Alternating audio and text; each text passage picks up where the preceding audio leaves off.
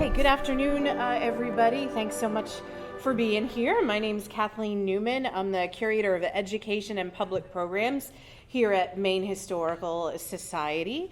Thank you so much for joining us. Also joining us this afternoon is Channel 2 and Channel 3 in Scarborough.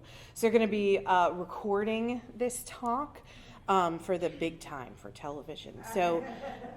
So if you know someone that might be interested in the content, but they couldn't actually join us live, tell them to check out Channel 2 and Channel 3 because we're going to be on TV.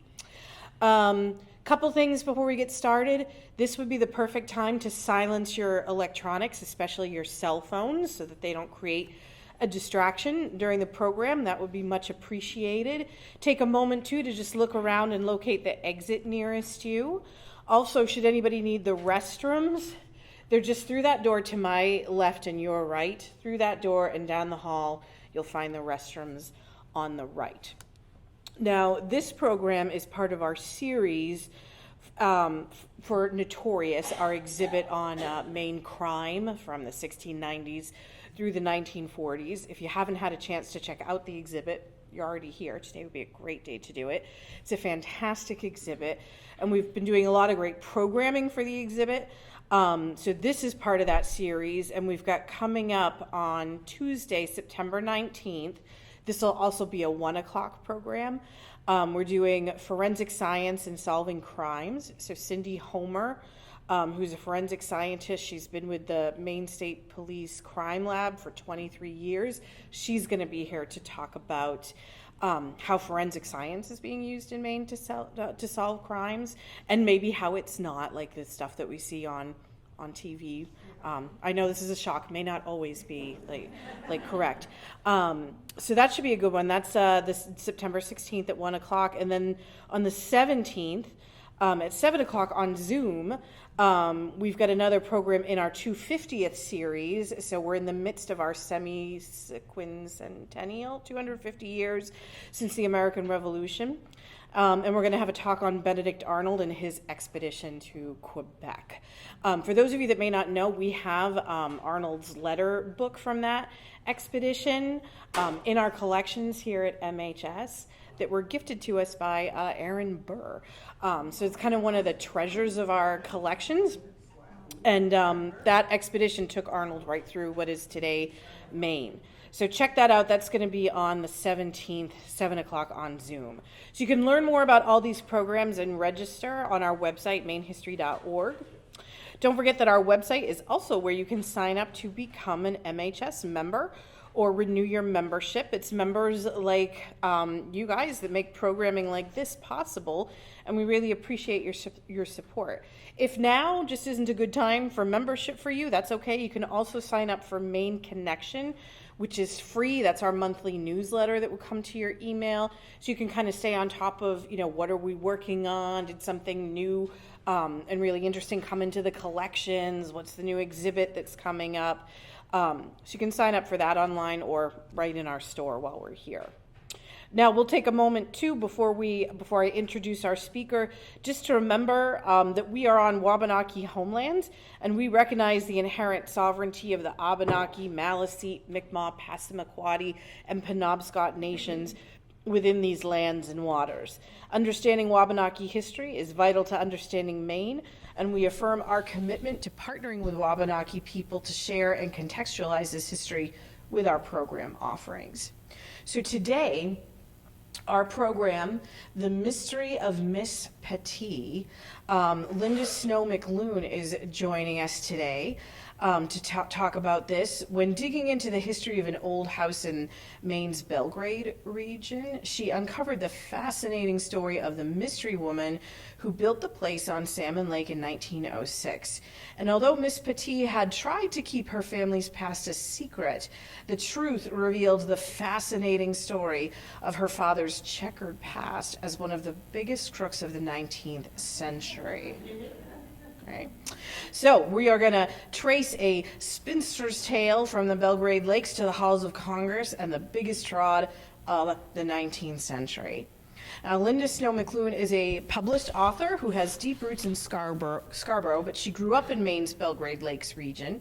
She served as executive director of Portland Harbor Museum and as a local historian. She presents illustrated lectures on topics of Maine history like this. She's a longtime volunteer and friend here at Maine Historical Society. So please join me in welcoming Linda McLoon this afternoon.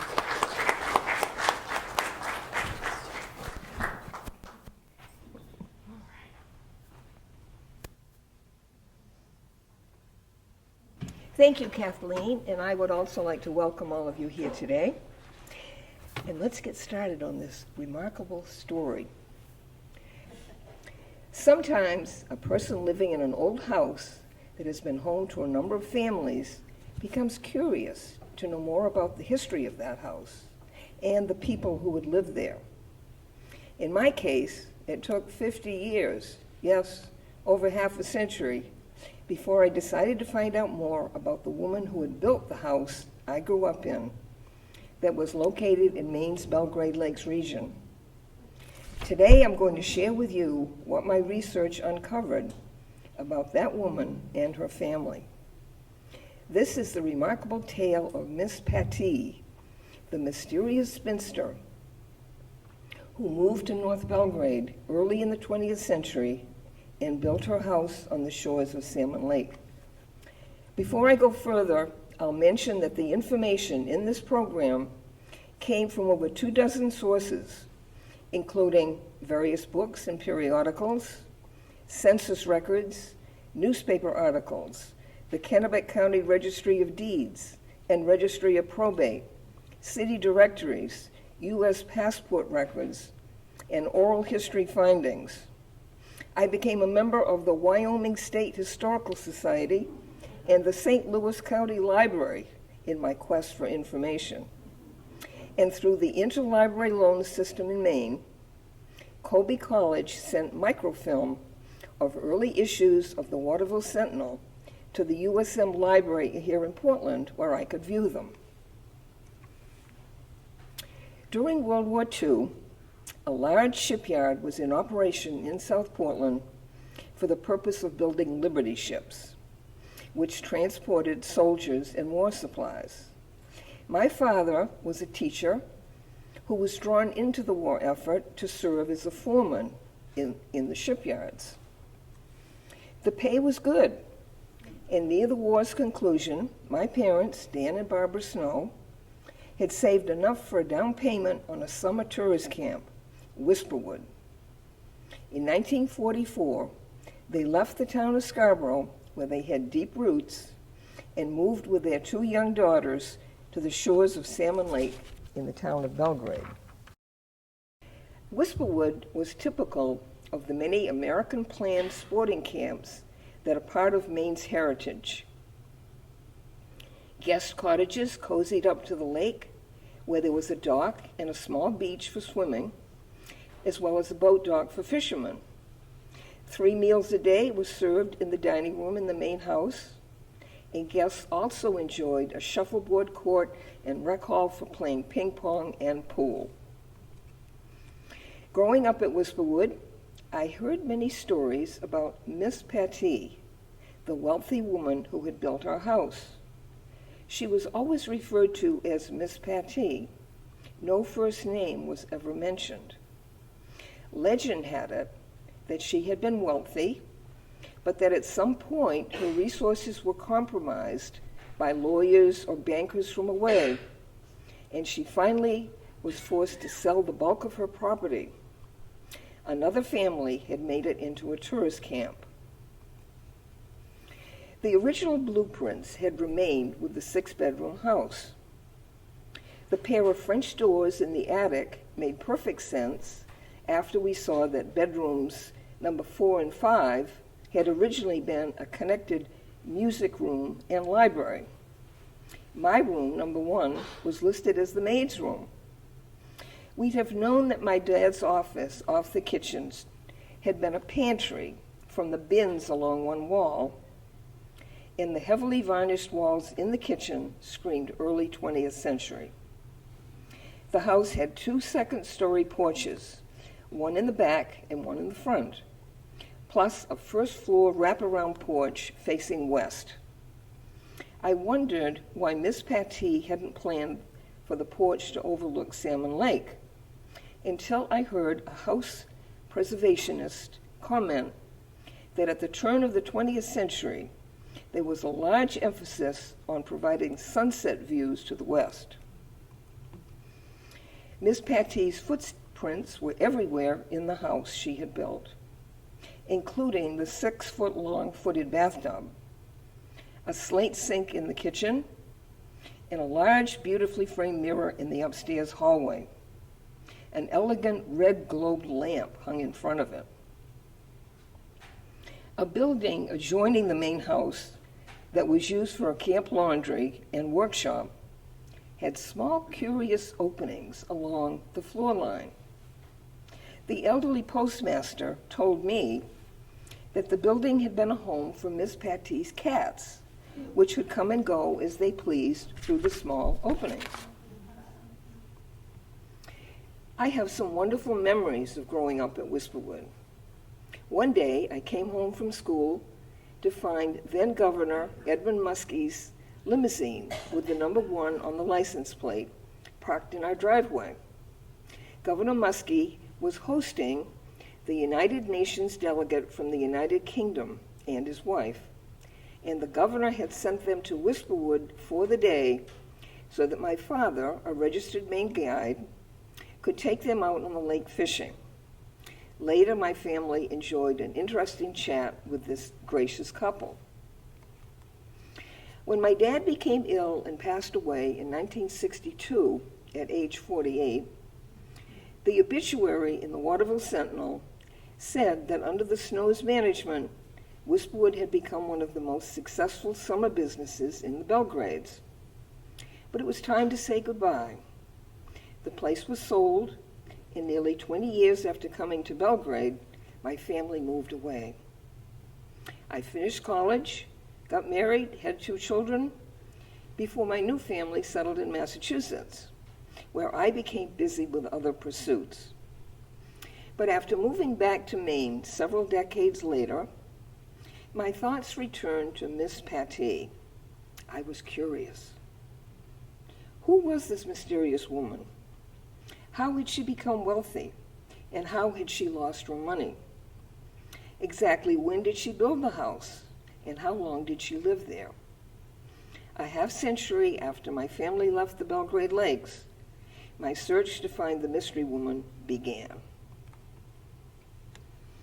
I had no idea when Whisperwood had been built, or before my family came to live there.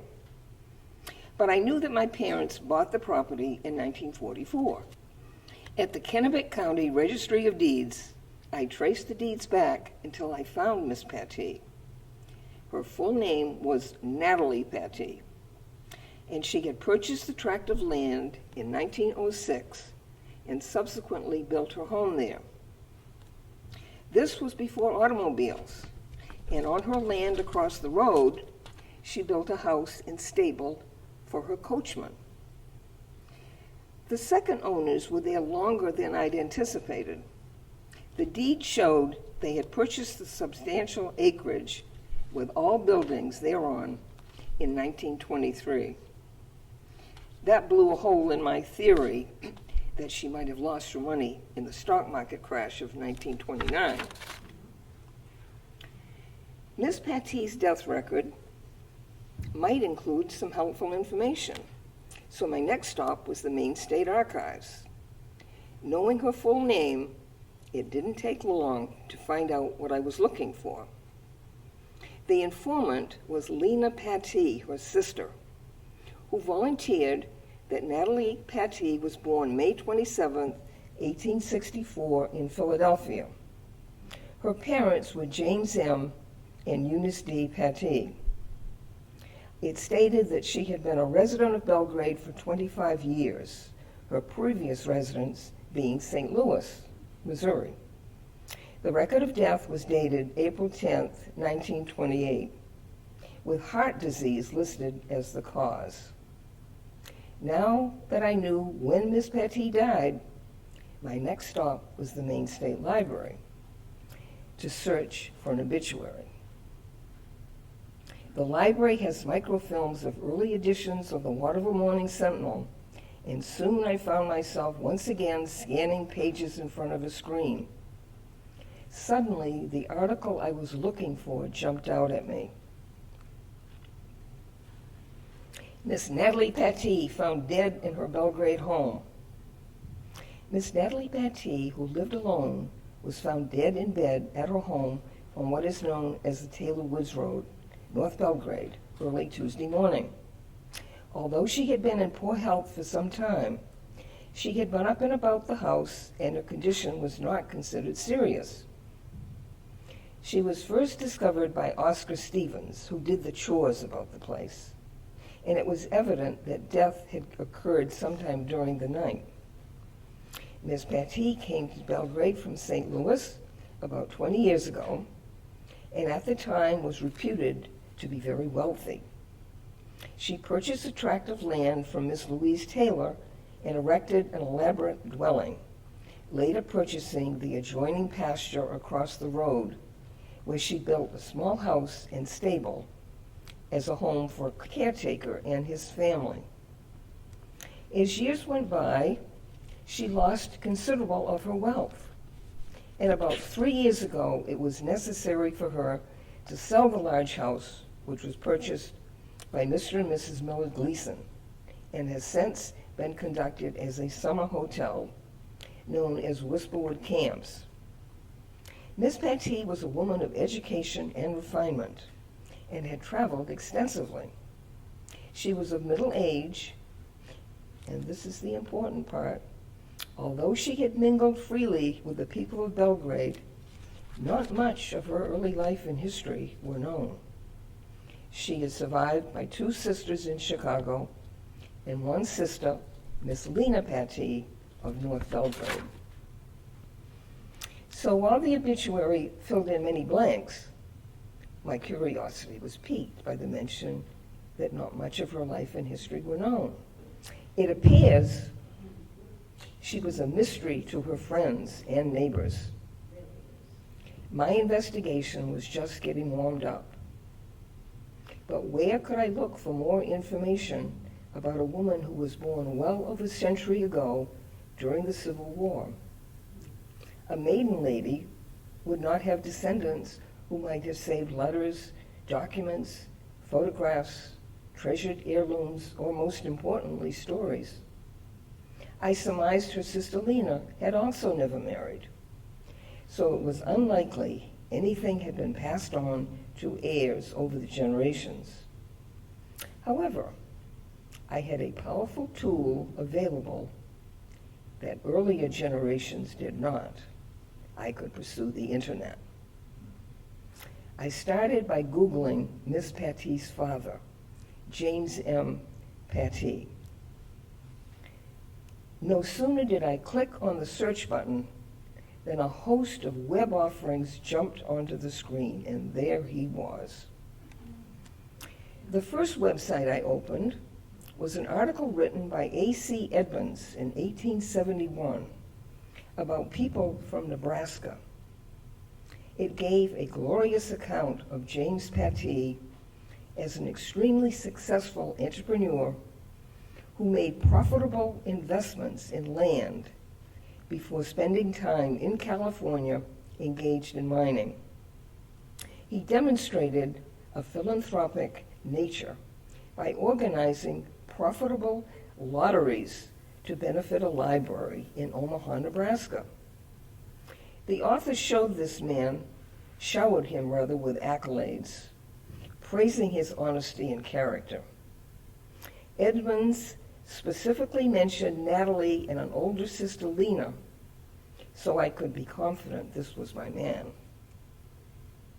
However, when I looked at other website articles that Google listed, the pendulum swung the other way.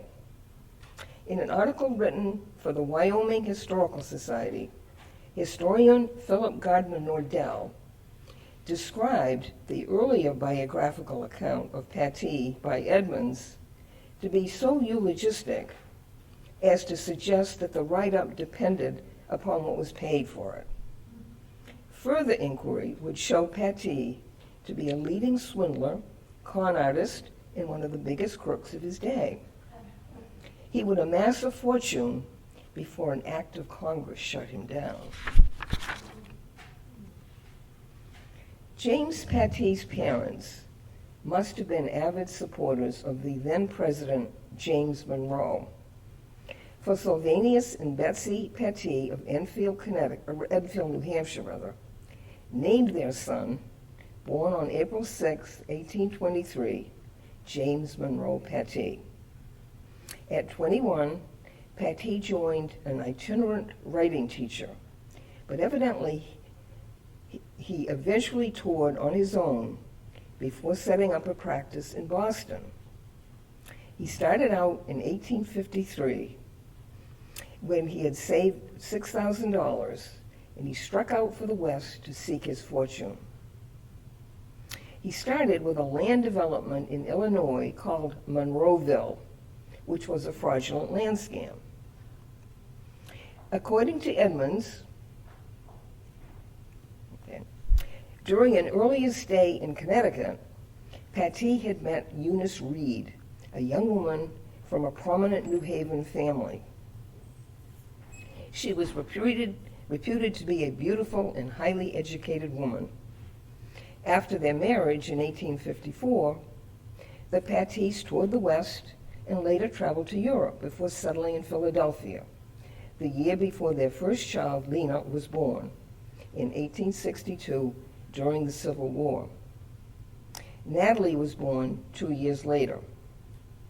By 1868, James Pattee owned a fine brownstone mansion in New York on West 56th Street, and there, presumably, his wife and 2 daughters lived, while he engaged in mining operations in California. But Pattee was about to find a new and superior source of income.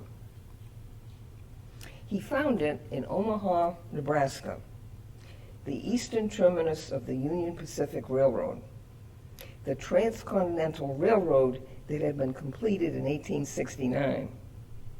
The town had a roundhouse and a pork packing plant, but it did not have a library. And Pattee started a lottery to raise money for one. There were delays and shakedowns, but he paid off the right people and held the drawing on November 7th, 1871. Quote, "It gives me great pleasure to meet so large and fashionable an audience," he said on that occasion. "I pledge my honor as a man that I have done everything in my power to build up such a library that the people of this city may hereafter remember and respect me," unquote. Although Pattee's lotteries needed the backing of a municipality, his sales came from people who lived far away, and had little clue as to his reputation. And he knew how to get them.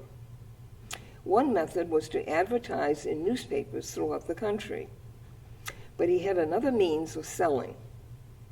Pattee had built a mailing list with thousands of names of suckers who had done as instructed in the newspaper ads, quote, "For balance of prizes, send for circular," unquote.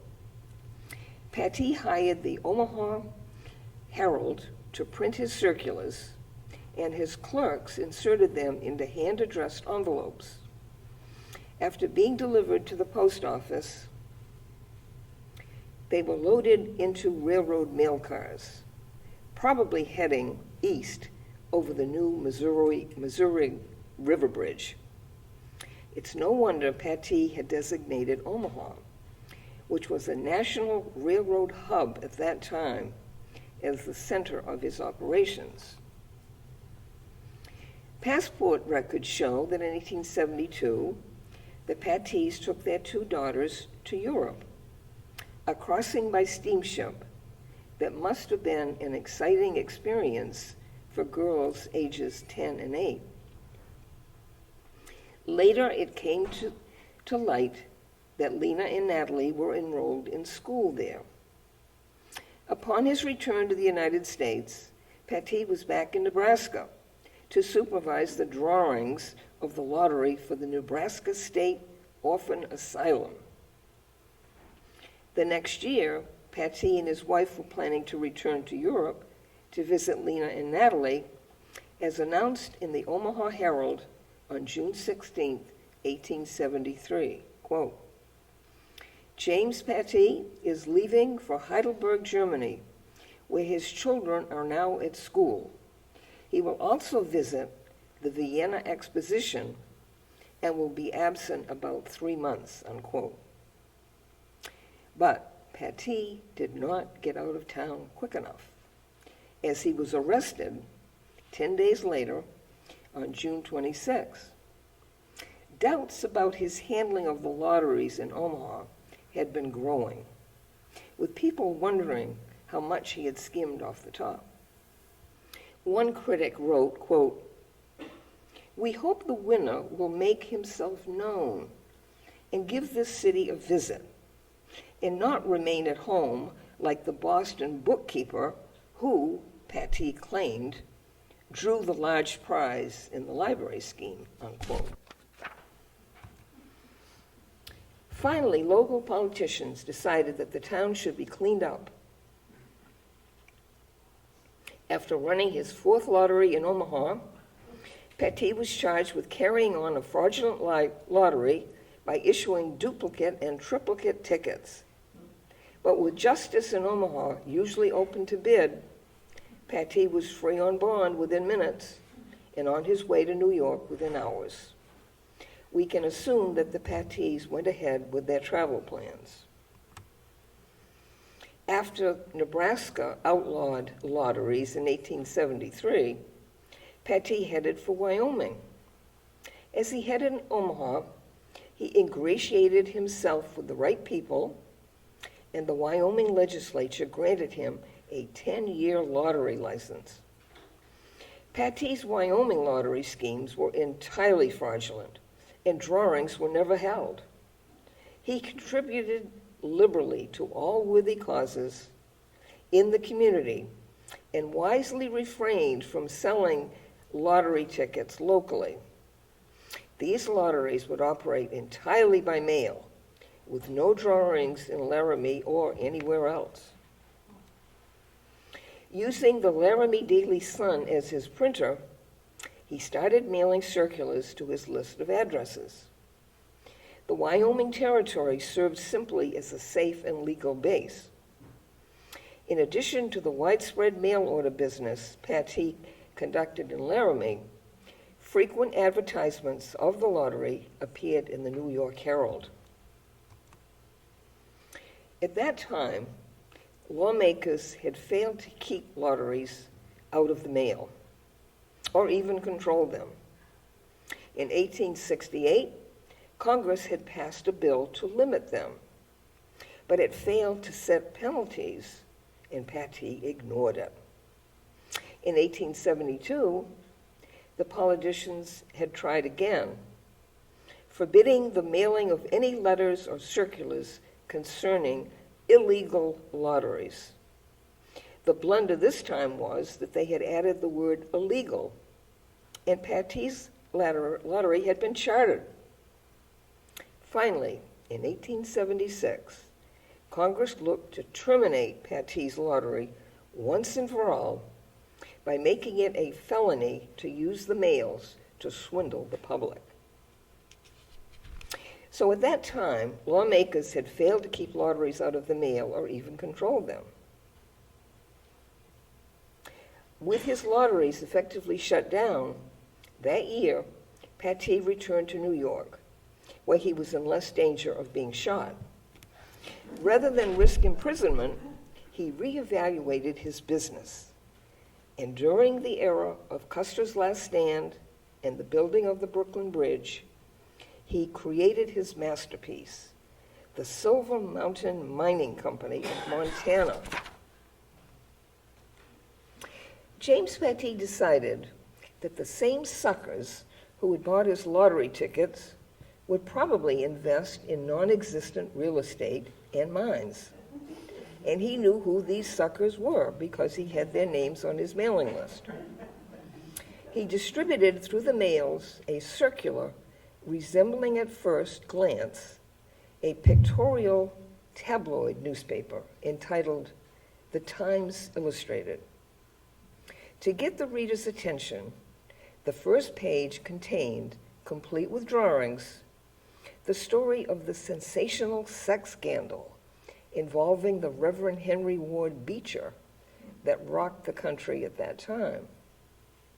Also included was a large ad for his non-existent mine, which cited, quote, mountains of golden ore, and he predicted that an investor may any morning wake up and find himself independent for life.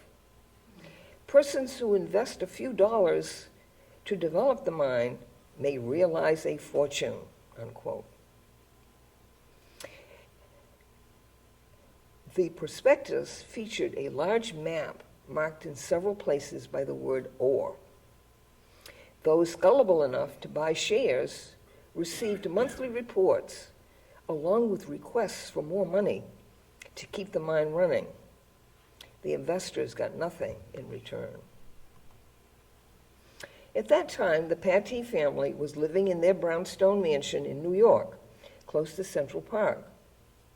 And in November of 1876, twin daughters were born there. They were named Una, it's assumed to honor their mother Eunice, and Mona, from their father's middle name, Monroe. Pattee also had an illicit lottery activity in Maine.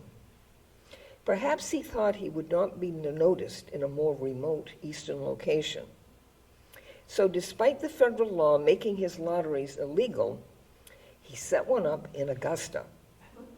But in 1878, when Natalie was 14, his lottery operation in Maine's capital city was broken up. Pattee had not escaped notice in Augusta, as the June 17, 1878 issue of the Daily Kennebec Journal related, quote, a swindler. An office of a swindling lottery firm under the name of Reed and Company was broken up here yesterday. Several girls employed in sending circulars said they were employed by J.M. Pattee, but he could not be found. The receipts were about $1,000 a week. Pattee surfaced again when the family appeared in the 1880 federal census of Saratoga Springs, New York. Pattee declared his occupation as dealer in mining stocks. An as yet unnamed fifth daughter is listed as having been born a few days earlier. Eunice Pattee was 43 at that time, and the census mentioned that she was currently afflicted with sickness or disability due to childbirth. Her mother, Carolyn Reed, was with them. Saratoga in the Gilded Age was a summertime mecca for captains of industry and the very wealthy, drawn by a myriad of social events, galas, and business, in addition to top-drawer thoroughbred horse racing. The Pattees were no doubt living the high life, hoping to enjoy glitz and glamour of the season once Eunice had recovered. The family could have resided in one of the grand Victorian hotels that lined Saratoga's main street, since the other names in the census page appeared to be associated with a lodging establishment. At this time, when Pattee was vacationing in Saratoga, he was being watched by a man who knew the truth about him from personal investigation. To many people today, the name Anthony Comstock conjures up the image of a fanatical and somewhat ludicrous reformer, racing around New York City with a Bible in one hand and a search warrant in the other. His Society for the Suppression of Vice is perhaps best known for its crusade against pornography, which at that time was interpreted to include even any dissemination of birth control information or devices. Comstock was a special agent of the Post Office Department, and he had busied himself in smoking out the beasts of prey who used the mails to plunder the public. When referring to Pattee, Comstock said, quote, "His fraudulent schemes are almost legion. He is a man of 55 or 60 years of age. His hair and whiskers are gray. He wears eyeglasses, and when under any pressure or excitement, he talks very fast. He is a remarkably nervous man and always seems to be in fear, having at times a wild, frightened look, as though he expected to be arrested any moment. At Saratoga last summer, I joined friends who were stopping at the Everett House. On ascending the steps of the porch, it appears that when Pattee saw me, he jumped up, ran like a deer, and disappeared from sight. I walked quickly to the west porch, just in time to see him fleeing down Main Street as hard as he could run." When a federal grand jury in Wyoming finally indicted Pattee for sending false advertisements from the territory, a warrant was issued for his arrest. Pattee surrendered in New York, accompanied by his lawyer, Colonel George Bliss. The Harvard-educated Bliss, who had organized several black regiments during the Civil War, was no doubt handsomely paid for his services representing Pattee. In a hearing, Bliss described Pattee as, quote, "a man of wealth and reputation," unquote, and said his client was only a shareholder in the venture. He then argued that Pattee had never ever been in Wyoming. The court released Pattee on $2,500 bail, and no conviction was ever obtained. In 1885, Pattee and his family moved to an excellent neighborhood in St. Louis, Missouri, where he set up an office on Olive Street. It was here in St. Louis that his youngest daughter, 5-year-old Gladys, passed away that November. A cemetery plot plan from the Bellefontaine Cemetery shows a smaller child's coffin in a corner of the Pattee lot. 2 years later, the Society Gossip section of the St. Louis Post reported that, quote, "Mr. and Mrs. J. Monroe Pattee left with their family on Saturday night to spend the remainder of the season at Minnetonka and Spirit Lake," unquote. The various schemes and frauds Pattee perpetuated on the public obviously enabled him and his family to continually lead a lavish lifestyle on a par with the wealthy of his era. But his time was about to run out. The 1888 St. Louis Directory has James M. Pattee continuing to reside at Waverly Place, and it was here on December 19th that he passed away at age 64. The cause of death listed on his burial certificate was softening of the brain. The funeral took place at his residence, and he was buried in Bellefontaine Cemetery next to his youngest daughter, Gladys. Life went on for the other members of the Pattee family. A passport application issued the following September indicates that 24-year-old Natalie was continuing her studies abroad. She was temporarily residing in Berlin intending to return to the U.S. within 1 year. The passport application also provided a welcome description of Natalie Pattee, since no photograph appears to have survived her. She is described as having blue eyes, a broad forehead, blonde hair, fair complexion, an oval face, and being 5'5" in stature. Her mother, Eunice Pattee, continued to reside at the Waverly Place home in St. Louis following her husband's death.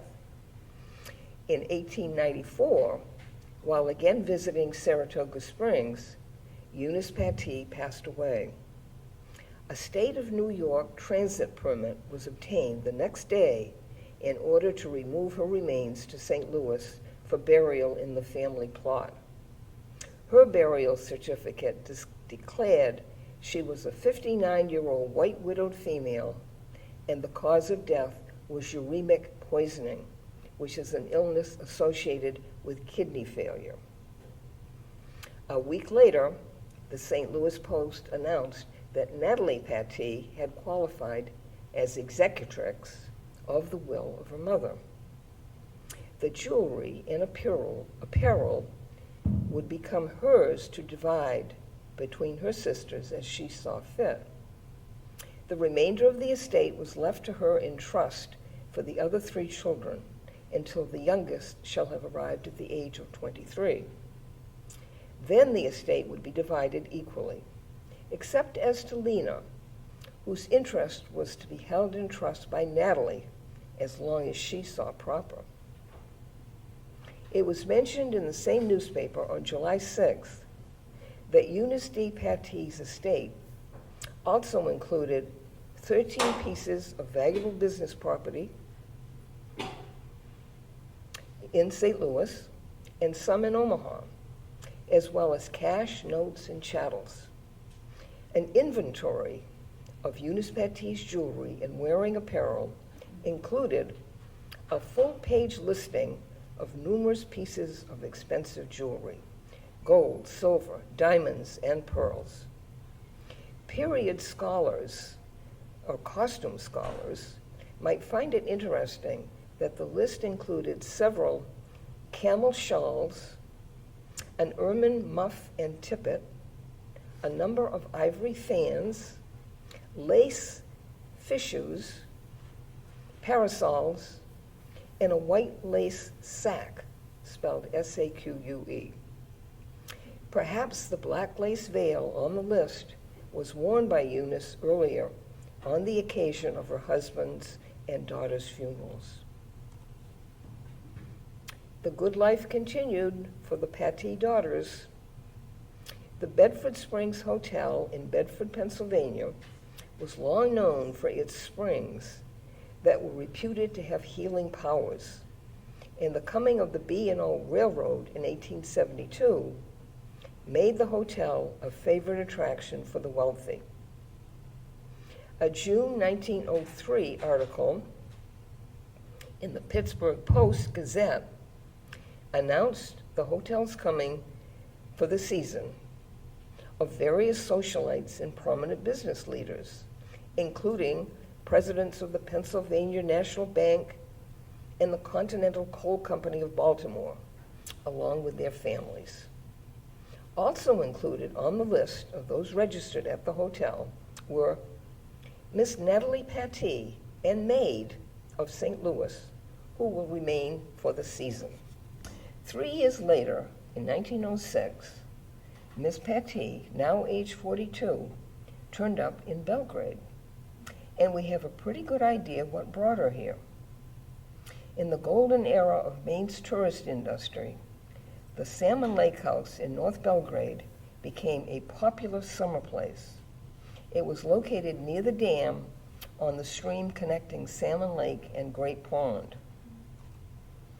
In 1906, the Waterville Sentinel reported in the North Belgrade News that, quote, "The Salmon Lake house is fast filling with guests. The proprietor, Mr. Spaulding, reports that every room is engaged for the months of July and August," unquote. The Salmon Lake house was discovered at some point by Natalie Pattee's aunt, Nellie Reed Hazy, and her husband, Samuel Hazy. It was said that the Hazys were wealthy hotel people from New York City, and census records confirm that. They enjoyed the inn very much and began to spend their entire summers there. The Hazys became so fond of Maine that in 1901 they purchased the Sanford Row farm in North Belgrade. The property consisted of 30 acres on the east side of the Smithfield Road bordering Salmon Lake and 109 acres on the west side of the road with considerable frontage on Great Pond. Here is a current view of the farmhouse, which is located on Route 8, not far from Whisperwood. But Samuel Hazy was not to enjoy his retirement in Maine very long. In 1904, he signed the property over to his wife, Nellie Hazy, and he died shortly thereafter. His widow continued to live on the farm, and once he had finished his studies, his son, Sidney Hazy, came to live with her.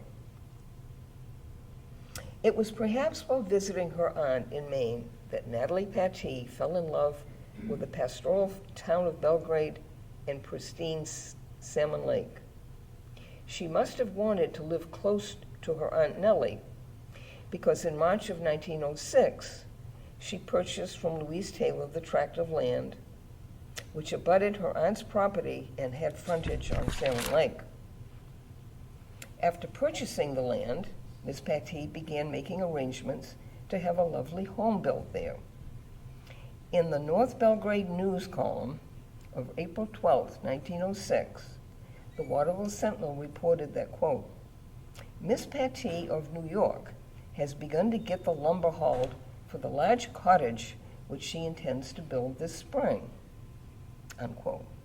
A month later, the newspaper added that, quote, Harry Alexander has finished excavating on the cellar of the new cottage which Miss Pattee of New York is to have built. The contractors, Flood and Brand of Waterville, began on the stonework Monday, May 14th, unquote. A few years later, the federal census of 1910 finds Natalie Pattee listed as the head of the household in her home in Belgrade. There were two others residing with her. Clossie E. Clark, age 26, female cousin, and Ellen K. Leonard, age 24, female companion. We can only speculate as to Pattee's reason for fabrication on this. I suspect the two young women living with her were actually paid employees, perhaps a maid and a cook. Before the coming of the automobile, Miss Pattee also had plans for her land across the street. The Waterville Sentinel reported on September 27th that, quote, Miss Pattee of St. Louis is having a house and stable built for the use of her coachman, unquote. 9 years later, while World War I was raging in Europe, an article underscoring Lena Pattee's eccentricity appeared in a St. Louis newspaper, the University Missourian, in 1915. High cost of living gets even the cats. Food prices knock out unique tabby hotel in St. Louis. The high cost of living virtually has depopulated Hotel Cat, one of the most exclusive catteries in the world. Hotel Cat is a local instituted by Miss Lena Pattee. It is a 2-story brick building equipped with individual rooms for the occupants and a concrete courtyard in which the tabbies bask in the summer sun. Surrounding the court, to allay any suspicion of unduly wise cats that they are prisoners, vines grow in dense profusion, and the wild balls and wild birds abounding in the leaves are calculated to keep alive the primitive element deemed essential in the nature of even the most refined cats. Each apartment is equipped with a window and a swinging door, and white enamel on the walls adds to the general appearance of scrupulous cleanliness. Miss Pattee has had to dispose of all but 9 of her tenants. She had 150 at one time. But, she explains, the expense of providing steaks for some of them, fish for others, and vegetables for the strict vegetarians of her flock became so great as the cost of food mounted that she had to find new homes for her pets, unquote. It appears the cattery was disbanded due to monetary concerns, the first inkling of any financial pressure on family members. This 1915 news event took place in St. Louis, but the 1920 federal census, 5 years later, finds Lena living in Maine with her sister. The 2 women are the only ones listed under Miss Pattee's household. On learning that Lena had come to live with Natalie in North Belgrade, I remembered our workshop laundry building at Whisperwood with the small openings in the building, which I had heard was from Miss Pattee's cats. Lena must not have given up her penchant for cats when she joined her sister in Maine. And now this picture shows the cat house. To the right of the main house is a garage, and the small building to the left of that is where the cats were kept in Maine.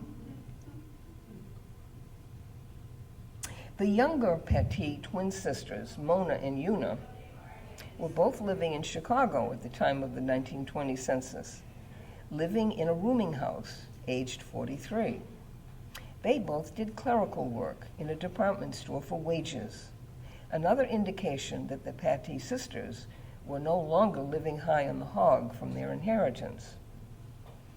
1920 was indeed a significant year for the family, for Natalie's aunt, Nellie Hazy, passed away on June 20th in her home not far from Miss Pattee's, 14 years after Natalie had moved to Belgrade.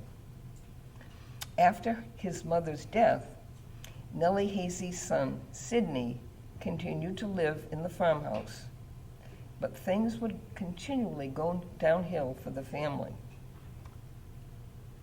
By 1923, Natalie Pattee must have been in difficult financial straits, for she was forced to sell her home looking down on Salmon Lake to Millard Gleason and move into her smaller house with a barn across the road. Millard Gleason proceeded to build a number of cottages on the property and transform Miss Pattee's lovely home into the main house with dining room of Whisperwood House and Cabins. I'd always heard the legend that the people handling Miss Pattee's money either invested it unwisely or stole it from her. And when my research took me to the Gleasons' great-granddaughter living in Belgrade, I heard the same story, passed down through 3 generations. After enjoying lives of luxury, it must have been a humbling experience for the sisters to move to a house served only by a hand pump in the kitchen sink and a privy in the barn. It was said that the 2 sisters living together were often challenged keeping house and taking care of themselves and of the place. No doubt a lifetime of affluence had ill-prepared the spinsters for living without domestic help. I heard that the Gleasons would on occasion take food to the Pattee sisters, who in return insisted on presenting them with a piece of silver or another item. While Natalie lived across the road, she must have watched with interest and some sadness as Millard and May Gleason transformed her former residence into a summer place for tourists they named Whisperwood.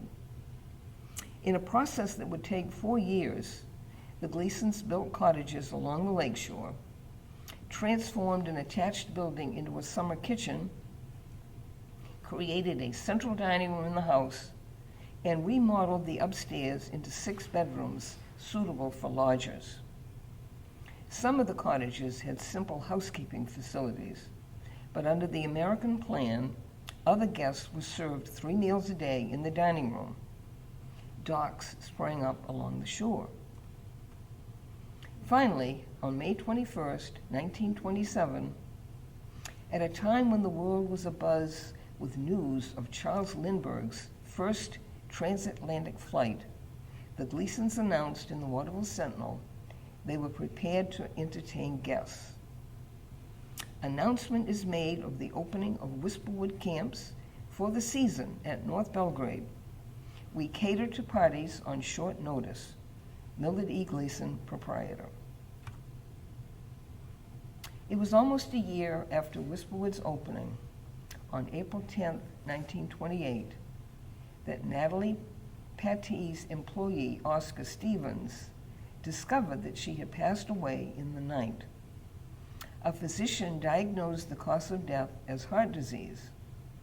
Funeral services were held in her home the next day, with Millard Gleason, Walter Gleason, William Withers, and George Woodbury serving as pallbearers.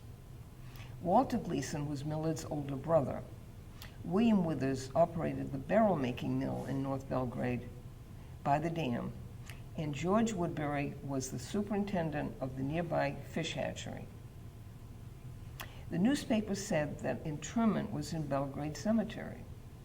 I found Miss Pattee's grave with its modest stone in the shape of a cross that offered only her name, date of birth, and date of death. Her father was 64 years old when he died, and she was only a few months short of her 64th birthday. If Miss Pattee had left a will, it would be on file in the Kennebec County Probate Court.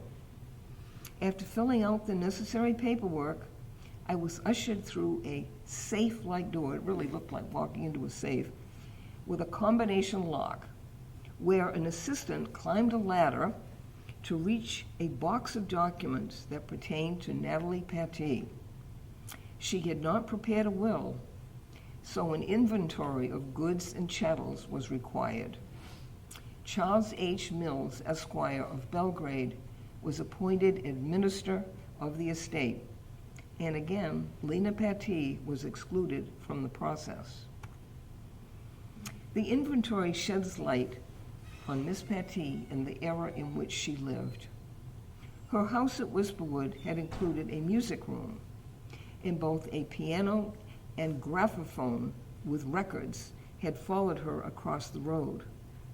Graphophones were an improved version of the early phonograph invented by Thomas Edison. I remember that subsequent owners of that house had what I, as a child, thought was an old phonograph with a large horn, which could have been the graphophone on the list. Miss Pattee also had owned a radio, so she kept abreast with the latest technology of the 1920s. 10 more trunks were stored in the stable, consistent with someone who had traveled a great deal. Her call bell would have been used to summon servants, and a wine closet suggests a former affluent lifestyle. Her bedroom contained, among other things, a 4-piece set of bird's eye maple furniture, a pottery umbrella stand, and an oak desk. Miss Pattee also left a statue of Venus and several bird cages. Living in the barn was a 2-year-old heifer, which probably supplied her with milk. The 2 framed pictures of ships, could they have been reminiscent of her ocean voyages? For a former woman of means, Miss Pattee's worldly possessions were unremarkable. She would have been limited in the number of home furnishings she could have brought to the much smaller caretaker's house, but not one piece of the jewelry she had inherited from her mother was still in her possession. A mystery will surround what happened to most of her belongings, but I can be thankful for the 3 pieces of Miss Pattee's furniture that stayed with my family. I'm fortunate to have these three, which were left at Wispwood. The first is a Victorian marble-top table, a marble-top commode with brass songbird hardware, and the full-length mirror that had been in the upstairs hallway. But what of Natalie Pattee's sisters when she died? At some point, Natalie probably had seen fit to move her sister Lena to a forerunner of today's nursing homes. The 1930 census shows 69-year-old Lena living in a nearby boarding house. At that time, Miss Pattee's twin sisters were still in Chicago, evidently not enjoying prosperous lifestyles. At the age of 54, Mona was a proofreader at the Addressograph Sales Company, and Una was a salesperson in a macaroni factory. In February of 1930, a tragic event which shocked the community occurred in the Hazy farmhouse, where Miss Pattee's cousin, Sidney Hazy, had been living alone since his mother died. Hazy had come to live the life of a hermit, and people knew very little about his affairs. Rarely did anyone call at the house unless it was on some special business. And very few people had been inside the house since his mother passed away. Sidney's neighbor, Ormond Stevens, became concerned when he hadn't seen any smoke coming from the chimney in the house for several days, although the lights were burning.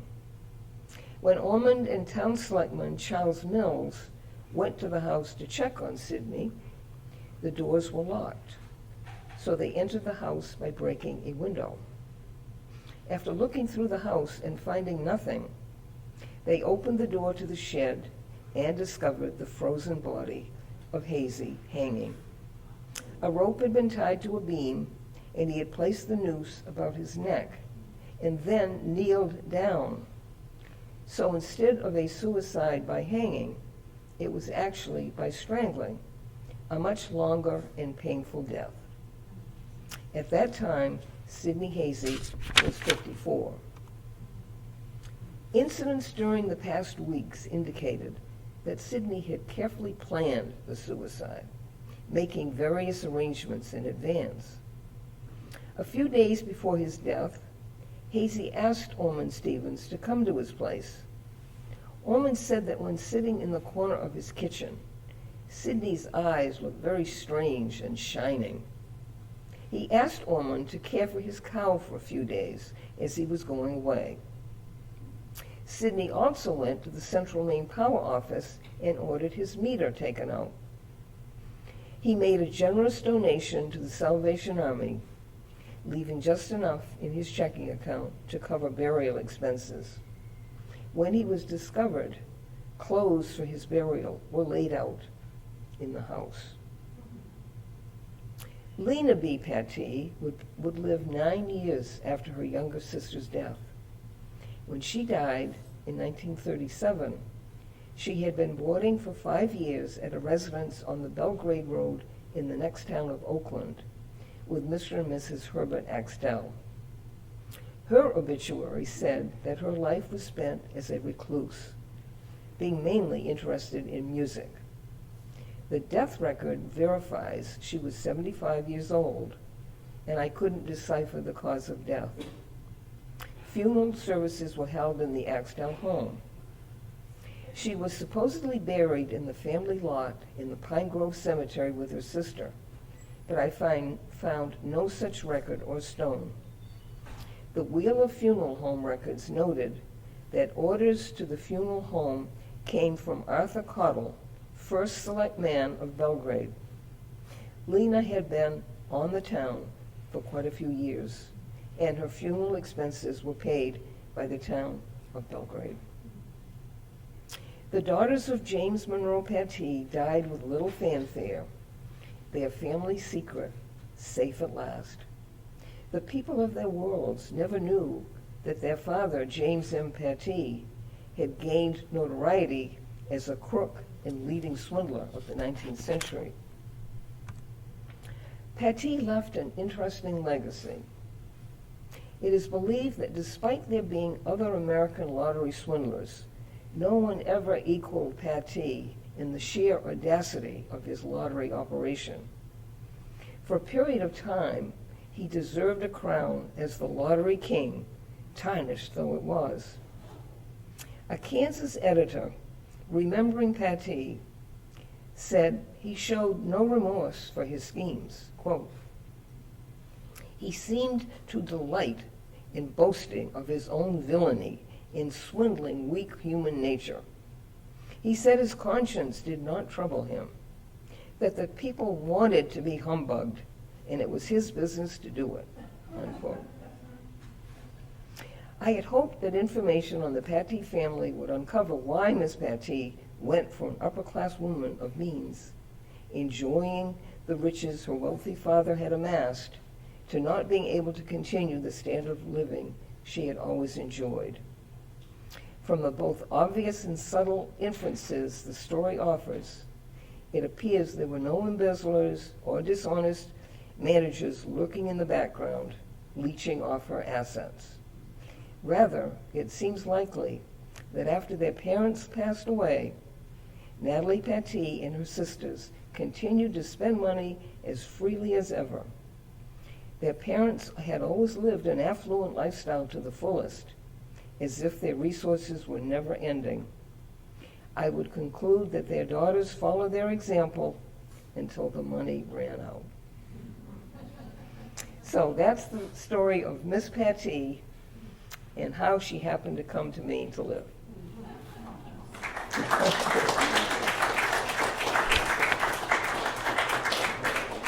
Now, I don't know if I've left anything out that you might have a question or a comment to make. Yes? Yeah, what is softening of the brain, do you think?